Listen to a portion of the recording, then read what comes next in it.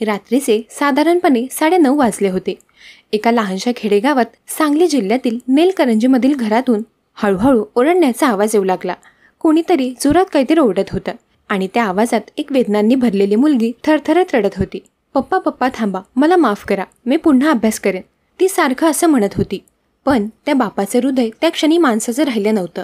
अहंकाराने झाकलेल्या, शिक्षणाच्या चुकीच्या अर्थाने भारलेला व्यक्ती होता.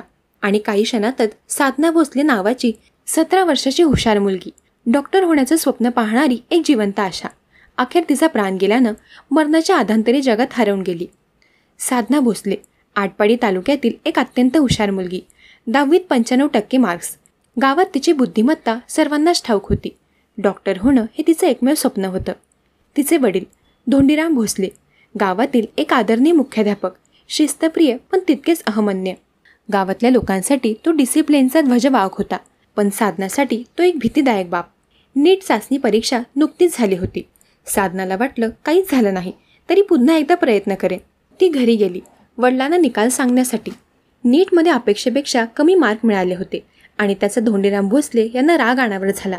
साधनाने थोड्याशा हलक्या फुलक्या शब्दात बोलण्याचा प्रयत्न केला. पप्पा, तुम्ही कुठे करेक्टर झाला होतात, तुम्हालाही कमी मार्क पडलेच होते ना. हे शब्द ऐकून धोंडीराम तडाख्यात आला. धोंडीरामने रागाच्या भरात ज्या जात्यावर शेतीच्या धान्याचं दळण होतं त्याच्या लाकडी कुट्याने साधनावर वार करायला सुरुवात केली. मुलीच्या किंकाळ्या ऐकूनही तो थांबला नाही. आई, पप्पा थांबा, असं ती सारखी म्हणत होती. तिच्या अंगावर, पाठीत, पायावर, डोक्यावर त्या कुट्याचे घाव उमटत होते आणि तेवढ्यात ती कोसळली. धोंडीरामने साधनाला जखमी अवस्थेत तसंच टाकलं आणि दुसऱ्या दिवशी तो योगदिन साजरा करण्यासाठी शाळेत निघून गेला. जेव्हा तो संध्याकाळी घरी परतला तेव्हा साधना एका जागेवर बेशुद्ध पडलेली होती. श्वास मंद होता, शरीर थंड लागत होतं. तात्काळ तिला रुग्णालयात नेण्यात आलं, पण फार उशीर झाला होता. डॉक्टरने सांगितलं की ही मुलगी आपल्यात राहिलेली नाही.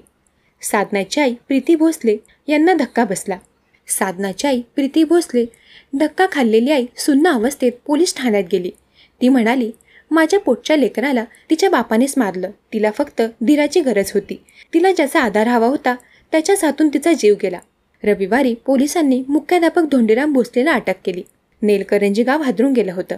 गावातील शिक्षक म्हणाले, आम्हाला वाटलं धोंडीराम शिक्षणाचा आदर्श आहे, पण त्याने आपल्या लेकीचा जीव घेतला. विद्यार्थी म्हणाले, आम्ही दररोज ज्याचं ऐकतो त्याने असं केलं यावर विश्वास बसत नाही. समाजात खळबळ माजली होती. मुलांच्या शिक्षणाबद्दल प्रेम, अपेक्षा आणि प्रोत्साहन याची जागा दडपशाही, भीती आणि अमानुष शिक्षा घेत आहे का? ही घटना केवळ एका मुलीची नाहीये.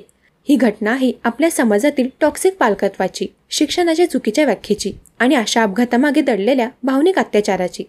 साधनाचं स्वप्न होतं डॉक्टर होणं, पण तिच्या जखमा कोणीच भरू शकणार नाहीत. आज आपण सगळ्यांनी ठरवायला हवं, मारून नाही समजावून शिक्षण द्यायचं. पालकांनी आपली अपूर्ण स्वप्न मुलांवर लादणं थांबवायला हवं. प्रेम आणि धीराची भाषा शिकवायला हवी, कारण शिक्षणाने जर हृदय कठोर केलं तर ते शिक्षण नसून छळ आहे. या घटनेत धोंडीराम भोसले यांनी नीट चाचणीत कमी मार्क मिळाल्यामुळे रागात येऊन लेकीला मारहाण केली. त्यांनी शिक्षणाची व्याख्या केवळ गुण मिळवणं इतकीच केली. पण खरा शिक्षक किंवा पालक तोच असतो जो अपयशातून उभं राहायला शिकवतो. मुलांनी गुण कमी मिळवले तर त्यांना साथ द्या, दडपण नको, त्यांना पुन्हा उभं राहण्याची प्रेरणा द्या. धोंडीराम यांनी आपल्या लेकीकडून मोठ्या अपेक्षा ठेवल्या. डॉक्टर व्हावी ही इच्छा त्यांनी तिच्यावर लादली. ती स्वतः तेच स्वप्न पाहत होती. पण थोडं कमी यश आलं तर वडिलांनी तिला मारून टाकलं. पालकांनी आपल्या अपूर्ण स्वप्नांचं ओझं मुलांवर टाकू नये, त्यांना त्यांचं आयुष्य जगू द्या. धोंडीराम भोसले यांनी एका रात्रीच्या रागात आपल्या मुलीचा जीव घेतला. एका क्षणाचा संताप आणि आयुष्यभराची कारागृहातील वेदना. पित्यानेच आपल्या कन्येच्या मृत्यूचं कारण बनणं हे समाजासाठी अत्यंत भयावह आहे. रागावर नियंत्रण ठेवणं ही शिक्षणाची आणि माणुसकीची पहिली पायरी आहे. धोंडीराम भोसले एक शाळेचे मुख्याध्यापक होते. त्यांनी विद्यार्थ्यांना काय शिकवलं असेल की रागाला की मारून टाका, की गुणच सगळं ठरवतात. शिक्षक किंवा पालक ही पदं सन्मानाची आहेत, पण त्याचा वापर जर वर्चस्वासाठी केला तर ते अपमानास्पद बनतात. साधना ही मुलगी खूप हुशार होती. 10वीत 95% गुण, नीटसाठी मेहनत, पण एखाद्या परीक्षेत थोडं अपयश आलं म्हणून तिचं संपूर्ण आयुष्य पुसून टाकलं गेलं. मुलांच्या मेहनतीचा, मनोबलाचा आणि त्यांच्या संघर्षाचा आदर करा. त्यांचं माणूसपण आणि भावविश्व गुणांपेक्षा महत्त्वाचं नाही. आपण कोणत्याही अपयशानंतर मुलांना फक्त शिक्षा करतो का, की त्यांना पुन्हा उभं राहण्यासाठी आधार देतो? साधना गेली, पण तिचा हाकनाक झालेला मृत्यू एक आरसा आहे. समाज, पालक, शिक्षक व शिक्षण व्यवस्था या सगळ्यांसाठीच. ही घटना तुमचं मन हेलावून गेली असेल तर कृपया व्हिडिओला शेअर करा. साधनासाठी आणि अशा दुसऱ्या कोणत्याही साधनाला वाचवण्यासाठी तुमचं एक शेअर एक जागरूकता निर्माण करू शकतं.